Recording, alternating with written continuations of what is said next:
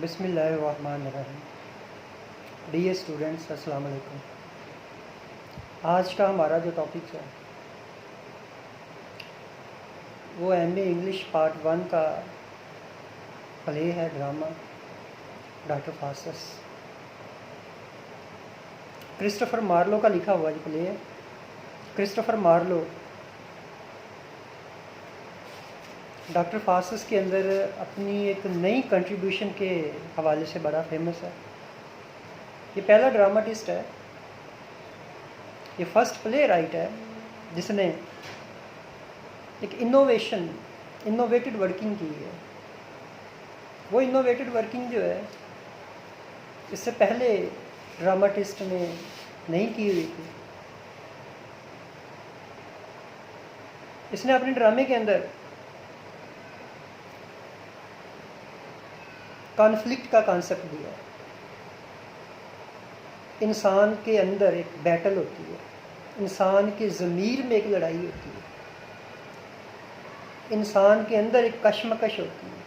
اس کشمکش کو اس نے، اس کانفلکٹڈ سچویشن کو اس نے اپنے ڈرامے کے اندر پیش کیا کہ انسان جب بھی کوئی غلط کام کرتا ہے، جب کوئی اچھا کام کرتا ہے، اس کے پاس اس کا اپنا ضمیر in the form of good angel and bad angel آتا ہے، اسے منع کرتا ہے یا اسے دھکیلتا ہے. اس وار کو، اس بیٹل کو جو انسان کے مائنڈ میں چلتی ہے، اس کو ڈراماٹیکلی انداز میں اس نے جو ہے نا پیش کیا ہے. ڈرامائی انداز سے ہمارے سامنے ایک اس کا ڈیلینیشن دیا ہے. میں عموماً اس پلے کو شروع کرنے سے پہلے ایک شعر پڑھا کرتا ہوں. نہ دنیا سے، نہ دولت سے، نہ گھر آباد کرنے سے.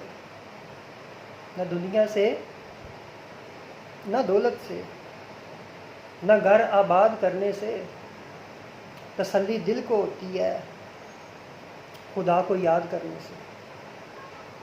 بیسیکلی اس ڈرامے میں کرسٹوفر مارلو نے یہی کانسیپٹ دیا ہے کہ اگر خدا کو چھوڑو گے، خود خدا بننے کی کوشش کرو گے تو مار پڑے گی.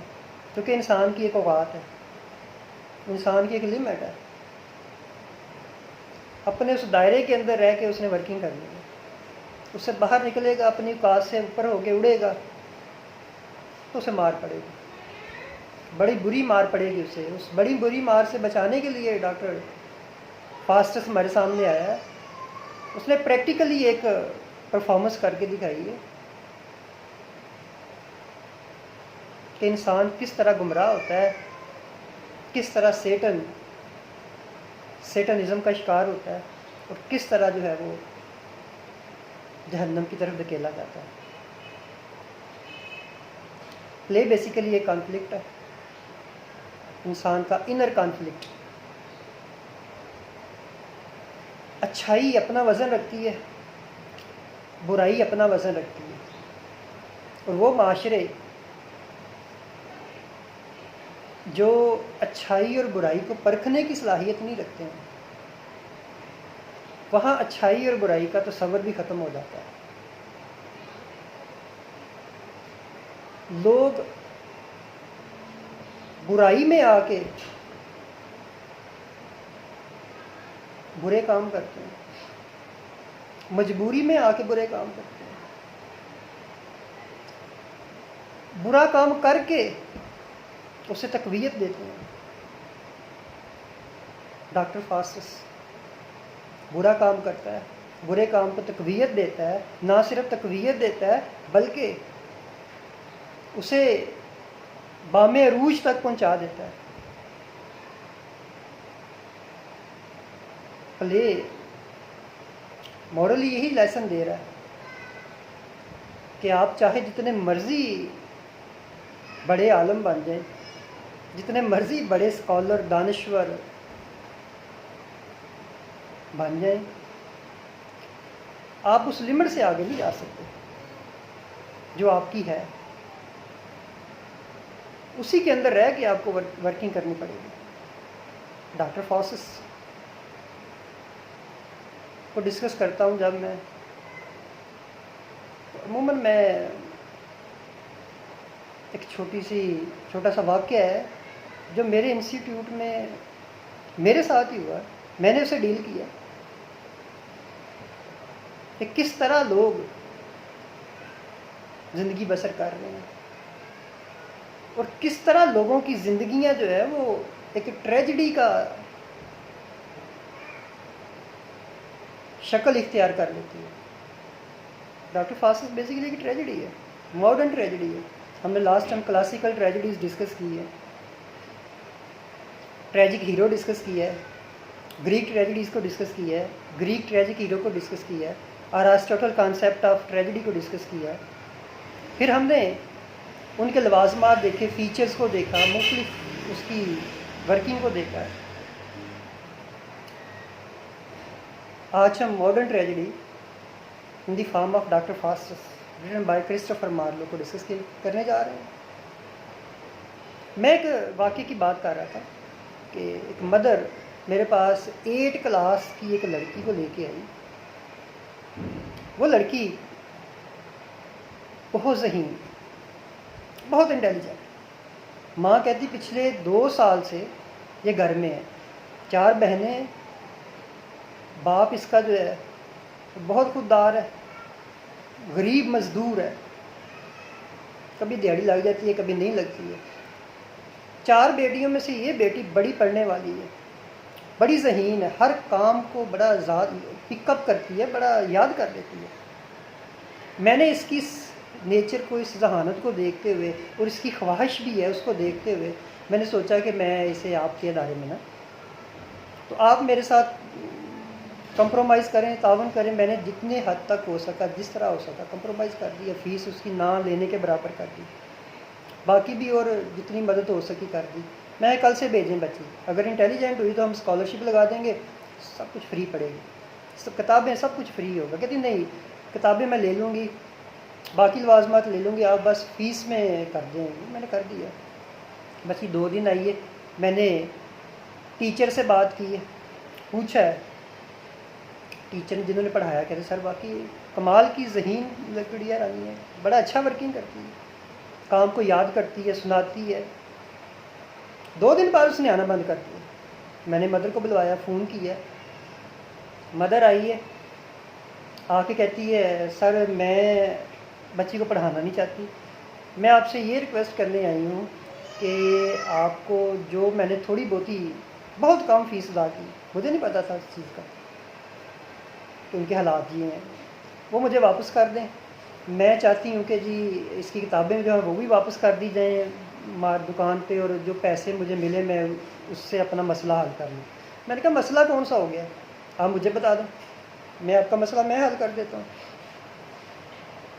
کہتی نہیں میں بتا نہیں سکتی ہوں۔ اب لڑکی پڑھنے والی تھی، میں نہیں چاہتا تھا کہ لڑکی جائے یہاں سے۔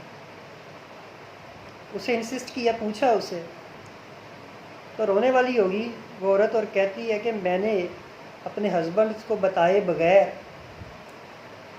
کسی سے 1500 روپیہ ادھار لیا، کسی ہمسائی سے، محلے دارنی سے، اور لے کے اس کی بکس اور دیگر لوازمات جو ہیں اس گڑیا کے پورے کیے، پورے کر کے میں نے آپ کے انسٹیٹیوٹ میں اس کو ایڈمیشن کروایا۔ میں نے اس ہمسائی سے یہ بات کی تھی کہ اتنے دنوں بعد میں آپ کو نا پے کر دوں گی، میرے پاس ہو جائیں گے۔ ہوا یہ ہے کہ 2 دن بعد میرا ہسبینڈ شام کو گھر میں بیٹھے کھانا کھا رہے ہیں، وہ عورت آئی ہے اور آ کے اس نے مجھ سے ڈیمانڈ کر دی کہ میرے وہ 1500 روپیہ دیں۔ اب میں تو اس پوزیشن میں نہیں تھی اور نہ ہی میں نے اپنے خاوند کو بتایا ہوا تھا یہ بات۔ معاملہ خاوند تک پہنچا تو بڑی قباحت ہوئی، ہمارے گھر میں بڑا مسئلہ پیدا ہوا، لڑائی جھگڑے تک بات پہنچ گئی، کیونکہ میرے خاوند کو اس چیز کا ہرگز نہیں علم تھا کہ یہ ہوگا۔ وہ خودداری میں کہتا تھا بچیاں، خودداری یعنی کہ کسی سے لینا نہیں ہے، مانگنا نہیں ہے، جب اللہ دے گا کر لیا جائے گا۔ تو اب ساری رات ہم لوگ روتے رہے، پریشان رہے، تکلیف میں رہے کہ یہ ہمارے ساتھ کیا ہوا۔ باپ بہت لڑا، بچیاں روتی رہی ہیں، اور آئندہ سے توبہ کی ہے کہ باپ کو بتائے بغیر کسی سے پیسے مانگ کے ہم نے یہ ورکنگ آئندہ کچھ نہیں ایسا کرنا. لہذا ہماری توبہ، ہم نہیں اب ایسا کریں گے. ہمیں ہمارا باپ عزیز ہے، ہمیں ہماری غیرت عزیز ہے. پڑھائی ہوتی رہے گی. وہ لوگ تو چلی گئی، میں نے کافی کہا کہ آپ فری پڑھیں، اسکالرشپ لے لیں، یہ کریں وہ کریں، نہیں ہم نے نہیں کرنا ہی نہیں، چلی گئی. لیکن اس واقعے میں جو میں نے خود ڈیل کیا ہے، نوٹ کیا ہے یہ چیز کہ اب ہمارے سراؤنڈنگ میں ہی ہے یہ سارا کام ہو رہا ہے. ساری ورکنگ جو ہے، یہ بے بسی، یہ ٹریجڈی ہمارے ہاتھوں میں ہو رہی ہے، اور بہت حد تک ہم لوگ ذمہ دار ہیں اس ٹریجڈی کے.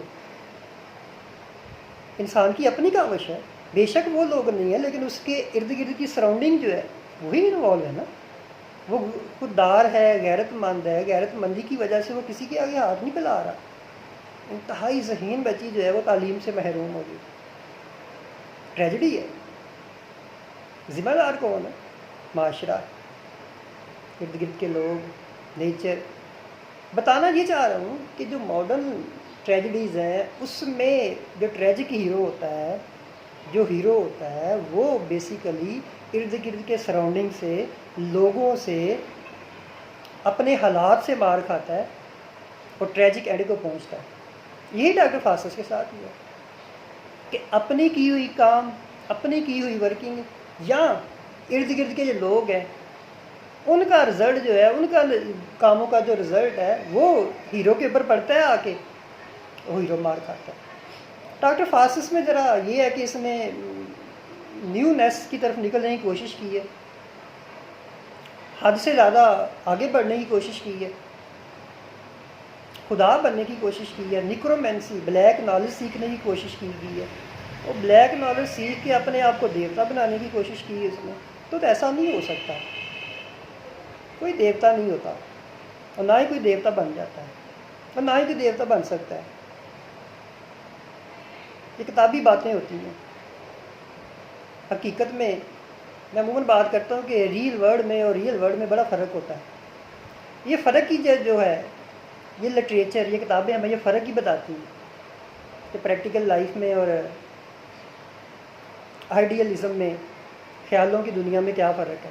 تو ڈاکٹر فاسس جو ہے یہ انوویشن ہے اس معاملے میں کہ جی یہ نیا کام کر کے دکھایا اس نے. ڈاکٹر فاسس نے بیسیکلی انر اسپرٹ کو جو ہے نا وہ انوالو کیا، اور انسان کے اندر کے ضمیر کو جگایا، اور اس کی لڑائی جو ہے نا اس کو ہمارے سامنے پیش کیا ہے کہ کیسے ایک برا کام کرتا ہے بندہ، ایک گڈ اینجل آ جاتا ہے، ایک بیڈ اینجل آ جاتا ہے ان the form of his consciousness, اور وہ آگے سے منع کرتا ہے، جو اسے دھکیلتا ہے، اور انسان کس طرح ورکنگ کرتا ہے.